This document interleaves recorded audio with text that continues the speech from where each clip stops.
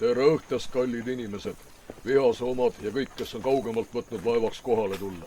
Päike loojub täna mitte silmapiiri taha ja mitte metsa taha, vaid poeb ära pilve sisse, siis kohe ongi meie jaoks päikseloojang käes ja ongi paras aeg pihta hakata. Ehk siis tere tulemast Vihasoos toimuvale kihelkonnamängule või väravamängule, kuigi siin me enne lõppisime, et sama hästi oleks võinud ju plakatile kirjutada 2 kihelkonna mäng. Ehk siuke erandlik juhus, kuna Vihasoo on siukene eriline küla. Ja ehk siis meie tänane ringi rändamine, kondamine koos lugude lauludega käibki mööda 2 kihelkonda. Ja taustaks paistab 3. kah veel üle vee. Ehk siis kõik 3 Lahemaa kihelkonda jooksevad siia justkui kokku. Ehk siis praegu oleme Kuusalu poole peal, läheb natu aega, oleme Kadrina poole peal ja üle vee võime vaadata Haljala kihelkonna pisemat juppi, ehk siis Käsmu. Ja lood ja laulud ka suuresti ikka nende kihelkondade laulud, nii nagu nad on kippunud ka mujal olema, sest kust veel, kui mitte siit kandist ongi suurem osa laule üles kirjutatud, kui setud ära unustada. Ja miks me just siit alustame? Vihasoo Jalaka juurest. No, Jalakas on mitte ainult lihtsalt Vihasoo kõige kuulsam ja tähtsam puu, vaid ta on omamoodi nagu külavärav. Ütleme siis põhjavärav või loodevärav. Ehk siit kaudu läkski tee suurde linna ehk Tallinna. Millal Vihasoo tekkis? Seda keegi ei tea. Ehk siis mis ajast inimene Vihasool elab? Seda enam-vähem teatakse küll. Selgunud on, et elatud on siin 7000 aastat. Vähemasti. Ja ehk siis veel millal inimene tuleb siia veel keskmise kiviaja lõppu. Kullakased teeme tulla iluda, teeme tulla iluda.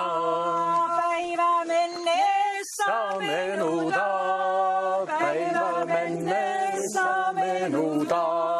Ilu kuulub Hiiumaale, ilu kuulub Hiiumaale.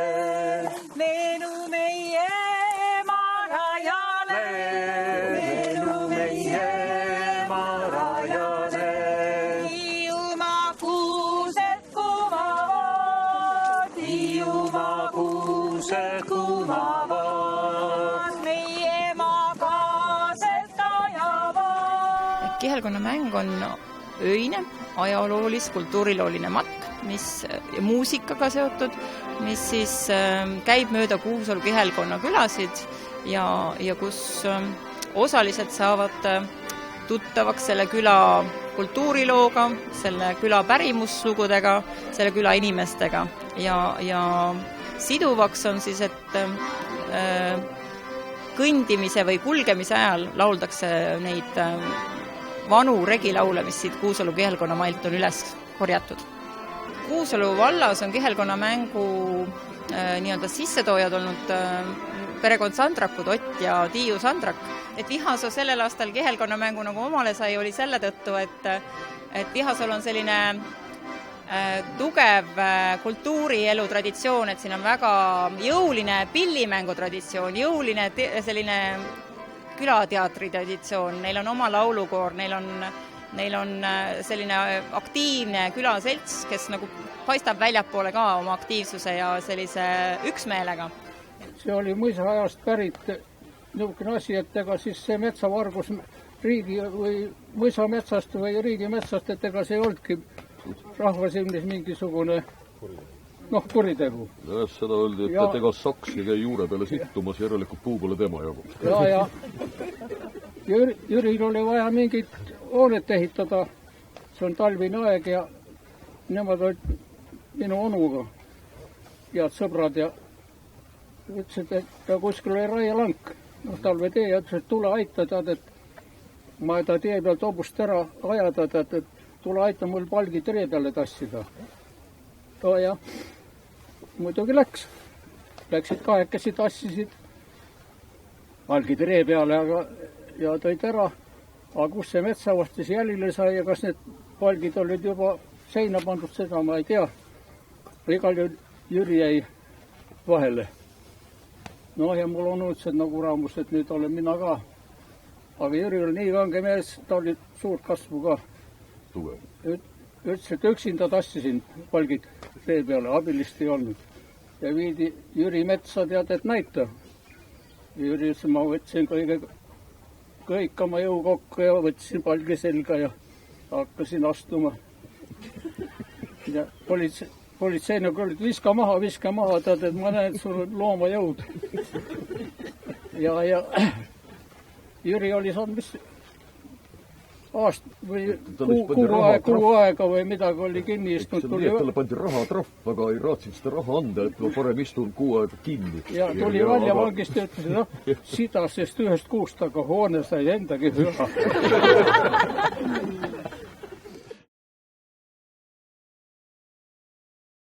Miks me siin oleme? Siinne peremees võttis nõuks ehitada muuseumi. Õieti, ta ei nimetanud teda muuseumiks, vaid Koduloo tare. Ja see mees oli Lembit Arula, Vihasoo raamatukogu kõige pikaajalisem raamatukogu hoidja ja üks kõige olulisemaid ja teenekamaid Vihasoo ajaloo ja üldse Koduloo uurijaid ja kirjapanejaid. Siin siis tema loomingu ees kuulame siis ka looja hääl. Selle hoone ma ehitasin selleks, et ümbruskonna inimestele oleks vaadata meie esivanemate kätetööd ja tööriistu. See mõte mul tekkis juba väga-väga noorelt, kui ma muusikamehena, pillimehena sõitsin Eestisse Läänemaa pulmadesse. Siis ma nägin vanade inimeste traditsioone ja nende elu. Mul tekkis juba siis soov neid eksponaate silmitseda. Eksponaatide kogu sobiks ainult niisukesesse ruumi ja niisukesesse hoonesse, mis kuidagi moodi jäljendaks meie vanade taret. Kuskil 70-ndate lõpus ja eriti 80-ndatel isa loogustus see Koduloo tare mõte. Kõik, mis siin on rannaküladest, peredest siit jagatud, antud. Ja mis puudutab värav, nagu sümboliseerib see vana vankrirattas, seda vana elu ja olu, las see siis olla see vankrirattas mitte kuskil pööningul, vaid las ta olla siis väravaks, et igaüks, kes tuleb, lükkab selle vankriratta lahti väravana.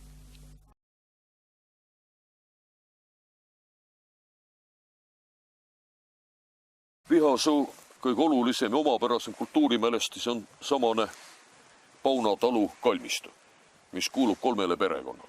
Ehk erakalmistuid Eestis nüüd vist jätkub ühest käest, et kõik kokku lugeda. Ja tegemist täieliku haruldusega. Ja me oleme nimelt Pauna talu maadel praegu. Ja Pauna talu ise ei ole kuigi vana talu. See sugusõlts, kes Paunale elama asus, see on vana ja kuulus sugusõlts. Nende saksapärane pere nimi oli Mühlbach. Ja kui läks nimede eestistamiseks, siis siinsed Mühlbachid valisid endale uueks nimekujuks mitte Veskioja, nagu oleks täht-tähelt võinud ära tõlkida, vaid Oja Veski. Ja siia on maetud lii 20 inimest.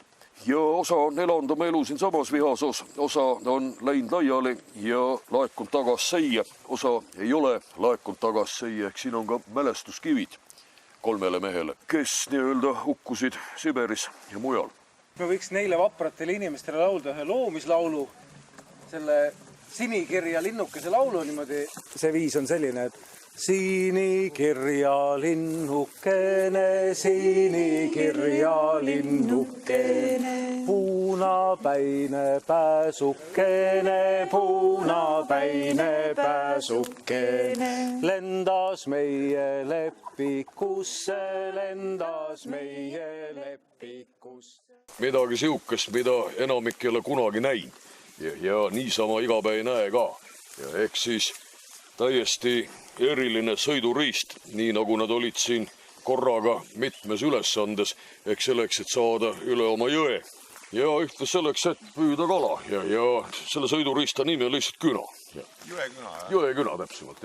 Altküla künad tehti nagu suuremad ja kõrgema pardaga, kuna nendega käidi merel. Aga ülevalt künad olid kergemad ja madalamad Neid oli siis mööda Kärestikke hea viia. Sellised külad olid siin igas peres olid praktiliselt. Neid on siin veel praegu. Isa käis pasunakooris, nagu kuulsid, et kõik käivad siin pasunakooristel. Künaga läks üle, jah. Ega te hakkad ringi minema, eks ammu veel pasunaga, eks. Ja tähendab, ma ei ole kohanud kuskil külas selliseid. Sa tead, ütle, kas Loksal olid künad, jõekünad? Ei ole näinud, jah. Et see on nagu Vihase küla omapära. Mul oli mullu musta lehma, mul oli mullu musta lehma.